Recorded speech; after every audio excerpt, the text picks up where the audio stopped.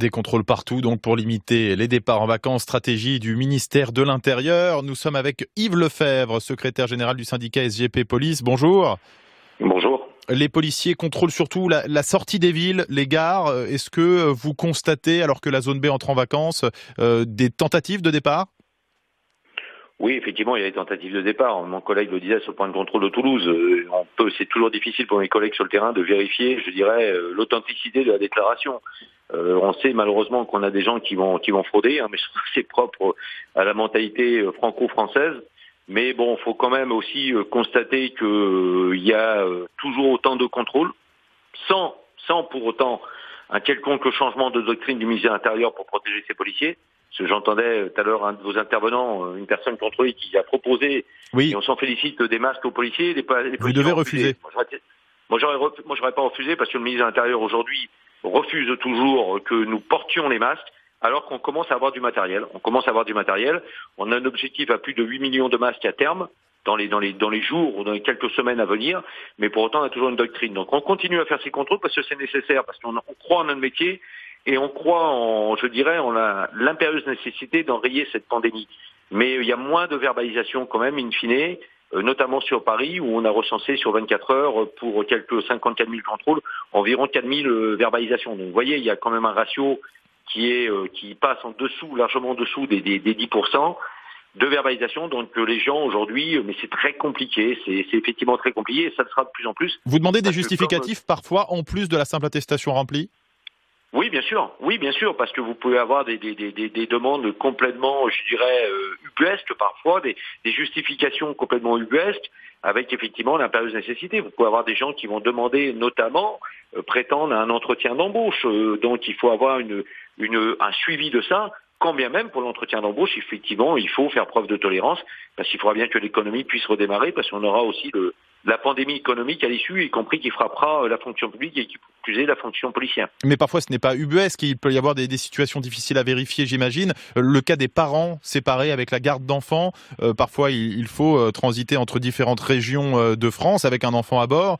Ce sont des situations que beaucoup de parents d'élèves et d'enfants ont fait remonter. Ça fait partie des tolérances, et légitimement d'ailleurs, parce que vous avez la garde alternée, il n'est pas cohérent aujourd'hui, il ne serait pas cohérent, mais ça fait partie des autorisations de circuler, effectivement, mais simplement il faut un jugement à ce moment-là, attestant à la fois une livret de famille démontrant le divorce, et ou du moins un acte démontrant pourquoi pas la séparation du PACS, et derrière une attestation des services de justice démontrant la garde alternée. Mais là, il est impérieusement nécessaire de laisser circuler ces personnes, parce qu'il n'est pas question non plus, je dirais, de provoquer plus de troubles psychologiques, et chez les gosses, et chez leurs parents, ça va de soi. Yves Lefebvre, sur les 4000 contraventions que vous venez d'évoquer, est-ce que vous savez combien concernent des tentatives de départ en vacances ? Non, j'ai pas de chiffre exact. C'est une petite proportion ou c'est une plus grande proportion ? Oui, c'est une petite proportion. J'ai pas de chiffre exact, mais ça reste une petite proportion.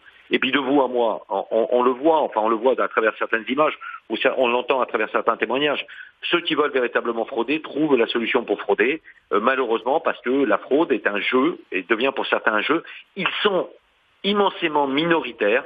Insistons bien là-dessus, ils sont immensément minoritaires, mais il y a encore des gens qui veulent frauder. Mais aujourd'hui, la proportion est plus faible. Était-ce donc vraiment nécessaire, selon vous, de déployer massivement des forces de l'ordre, de la mettre au contact de la population, quand on voit qu'en ces temps de départ en vacances, la consigne est massivement respectée et que ceux qui fraudent arrivent quand même à frauder, c'est ce que vous nous dites ? Oui, tout à fait. Mais bien sûr, non, mais de toute façon, vous savez, j'entends le chiffre, depuis il y a toujours 160 000 policiers et gendarmes. Moi, je pose la question, Christophe Castaner va aller chercher où ? On n'a pas 160 000 policiers et gendarmes déployés ce week-end, mais c'est un chiffre complètement erroné. On est dans le populisme. Ça a peut-être un effet dissuasif, mais permettez-moi de vous dire qu'on n'a pas 160 000. Il y a combien de policiers alors, ou de policiers et gendarmes ? Aujourd'hui, on a en tout et pour tout, en temps pour les gradés et gardiens de la paix. Aujourd'hui, on a un chiffre national théorique pur, absolu, en théorie pure, de 105 000 policiers aujourd'hui qui procèdent au contrôle. Quand vous savez qu'on est en mode dégradé, donc vous en avez à peu près, ce qui est relativement bien respecté, on est à 50% de l'opérationnel aujourd'hui. Donc 50% de l'opérationnel, quand on enseigne nos collègues gendarmes, officiers et tout confondus, sont moins de 100 000. Donc vous prenez le chiffre, on est aujourd'hui sur un déploiement in fine d'environ 75 000 policiers et gendarmes.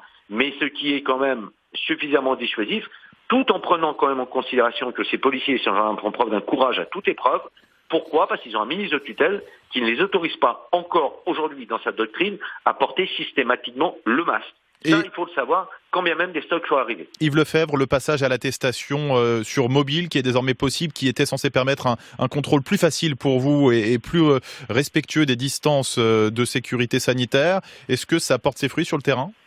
Non, pas vraiment. Vous savez, la meilleure démonstration, c'était l'attestation papier placée derrière sur le tableau de bord ou derrière la vitre, en ayant bien évidemment soit le pare-brise, soit la vitre latérale du véhicule comme barrière sanitaire. Ça, c'était la meilleure solution avec une pièce d'identité qu'on pouvait mettre. C'est encore possible, c'est toujours la meilleure solution selon vous, c'est ce que vous appelez les Français à faire?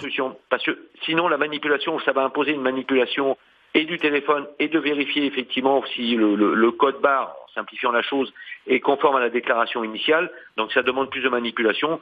C'était pas, à mon sens, une bonne chose. Merci Yves Lefebvre, secrétaire général du syndicat Unité SGP Police, d'avoir répondu à l'invitation de France Info, avec donc ce besoin de masque, selon vous, toujours vraiment valable pour les forces de l'ordre, notamment les policiers que vous représentez. Merci d'être venu sur France Info pour nous dire tout cela.